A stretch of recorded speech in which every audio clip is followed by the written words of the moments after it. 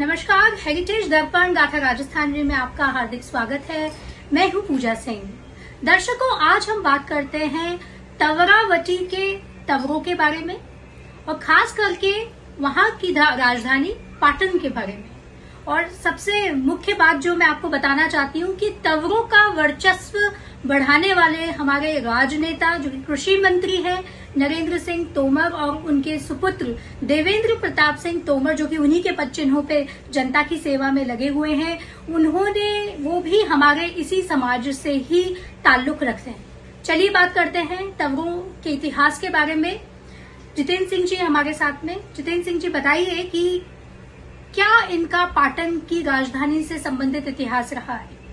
दिल्ली के सम्राट अनंगपाल की वंश परंपरा में राजधानी पाटन हरियाणा की सीमा से सटा हुआ राजस्थान का ऐतिहासिक स्थान है। सम्राट अनंगपाल के एक पुत्र सोमराज ने पाटन को राजधानी बनाया था। इस तंवर वंश की संतानें आसपास में फैलती गई। इनके नाम से ही तोरावाटी कहलाता है। पाटन के ऊंचे पहाड़ पर तंवरों का किला दूर से दिखाई देता है। इस किले पर 18 फीट लंबी तोप रखी हुई थी। उसमें 10 सेर बारूद एक गोले में काम आती थी।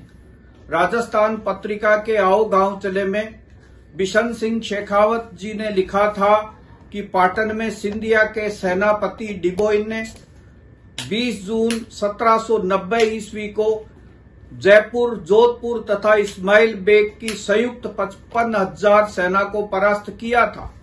इस सेना में 12,000 राठौड़, 6,000 कछवाहा और 5,000 मुगल तथा दूसरी जातियों के सैनिक थे।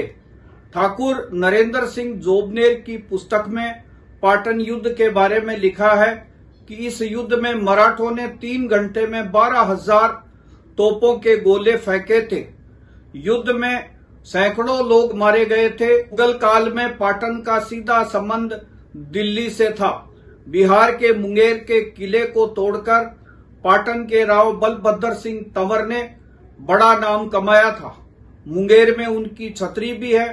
बलभद्र सिंह के नाम पर जीण माता के पुजारी सबसे पहले उनका चढ़ावा प्राप्त करते थे।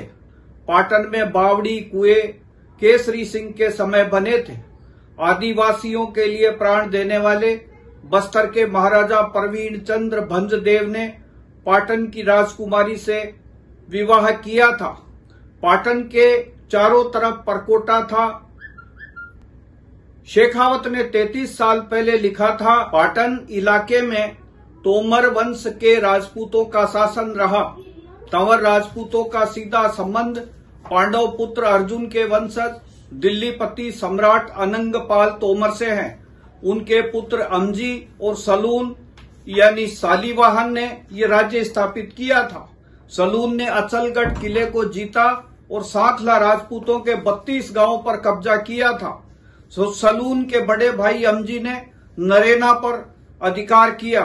अमजी के वंशज जगमाल जी के घर वीर पुरुष बाबा रामदेव जी महाराज हुए थे, जिन्होंने रामदेवरा को अपनी राजधानी बनाया और जिन रामदेव जी को आज पूरा विश्व पूजता है।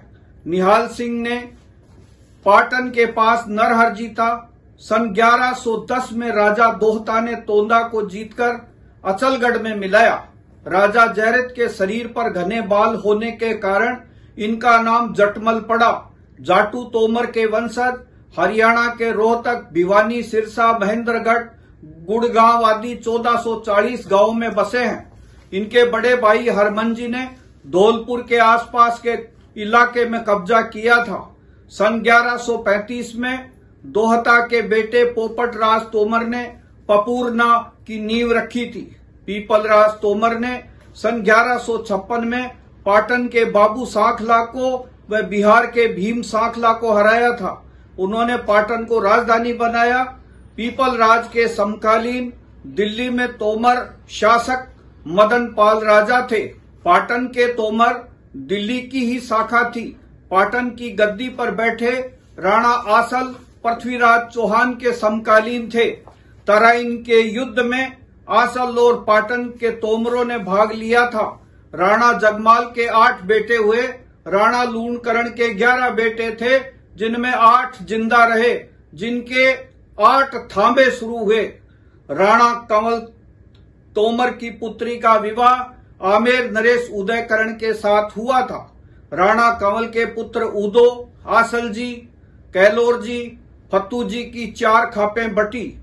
उद्धव जी ने नीम का थाना इलाके के कई गांवों को जीता था। आसलजी पाटन की गद्दी पर बैठे, उनके वंशज आसलजी के तमर कहलाते हैं। सन 1562 में बीकोजी के बाद बलभद्र सिंह ने 1564 में आगरे के किले की नकल पर पाटन का जोरदार किला बनाया था। कोटपुतली में मुगलों की टकसाल भी वीरभद्र सिंह के नेतृत्व में संचालित होती थी। उन्होंने मुंगेर युद्ध में वीरगति प्राप्त की। केसरी सिंह ने पावटा में बादलगढ़ महल बनवाया। रणजीत सिंह ने खेतड़ी के सीहोर में शासन किया। संपत सिंह के समय तुंगा का जोरदार युद्ध हुआ था। माउंडा और मंडोली का जोरदार युद्ध भी हुआ, जिसमें तंवरों ने अपनी वीरता का प्रदर्शन किया था। संपत सिंह के समय पाटन का युद्ध हुआ। लक्ष्मण सिंह के समय भगवान गोपाल जी का मंदिर पहाड़ पर बनाया गया था। इस तरह राजस्थान के तंवरों ने, पाटन के तंवरों ने पूरे राष्ट्र में अपना नाम ऊंचा किया और अपनी वीरता के कारण उनका नाम आज भी आदर के साथ लिया जाता है।